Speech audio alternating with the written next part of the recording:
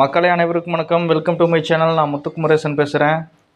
இன்றைக்கி பார்த்தீங்கன்னா super star Rajini அவர்களை பற்றின அப்டேட்டுகள் சும்மா தொடர்ந்து அள்ளி வீசிகிட்டு இருக்காங்க. இன்றைக்கி சோஷியல் மீடியாக்களில் சூப்பர் ஸ்டார் ரஜினி அவர்களை பற்றி என்னென்ன அப்டேட்டுகள் வந்திருக்கு அப்படிங்கிறத பற்றி இந்த ஒரு வீடியோவில் நம்ம பார்க்க போகிறோம். வாங்க வீடியோக்குள்ளே போகலாம். முதல்ல பார்த்தீங்கன்னா கூலி திரைப்படத்தை பற்றி 2 அப்டேட்டுகளை வெளியிட்டிருக்காங்க. முதல் அப்டேட்னா கூலி திரைப்படம் வெளியாகி 4 நாட்கள் முடிவடைஞ்ச நிலையில் தற்போது வரைக்கும் உலகம் முழுக்க சேர்த்து மொத்தமாக கூலி திரைப்படம் 404 கோடிகள் வசூல் பண்ணியிருக்குதாமா. இந்த ஒரு தகவலை சன் பிக்சர்ஸ் நிறுவனம் அதிகாரப்பூர்வமாக ஒரு போஸ்டரை வச்சு வெளியிட்டிருக்காங்க. ஸோ இதை பார்த்ததிலிருந்து தளபதி ரசிகர்கள் எல்லாருமே வயிறெறிஞ்சு வராங்கன்னு நினைக்கிறேன். ஏன்னா அவங்க என்ன செய்கிறாங்கன்னா, லியோ திரைப்படம் 4 நாளில் 405 கோடி வசூல் பண்ணுச்சு.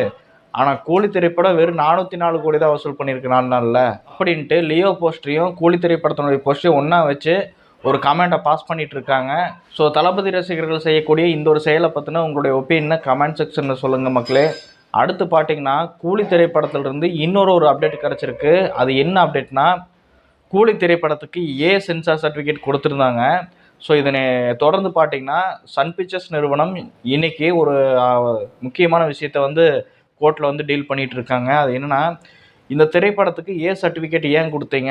இதை விட அதிகமாக வயலண்ட் இருக்கக்கூடிய திரைப்படங்களுக்கு கூட நீங்கள் U/A சென்சார் தான் கொடுத்துருக்கீங்க.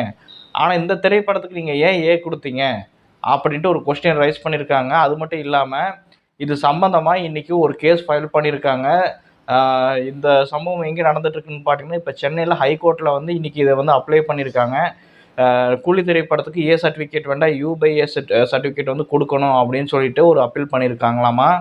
இந்த ஒரு தகவலையும் சன் பிக்சர்ஸ் நிறுவனம் அதிகாரப்பூர்வமாக வெளியிட்டிருக்காங்க. இதை விட எல்லாத்த விட சூப்பரான பயங்கரமான ஒரு அப்டேட் ஒன்று வெளியாகியிருக்கு. அது என்ன அப்டேட்டுன்னு கேட்டிங்கன்னா, லோகேஷ் கனகராஜ் அவரோட இயக்கத்தில் சூப்பர் ஸ்டார் ரஜினி அவர்களும் நம்மளுடைய உலகநாயகன் கமல்ஹாசன் அவர்களும் சேர்ந்து நடிக்க போகிறாங்களாமா.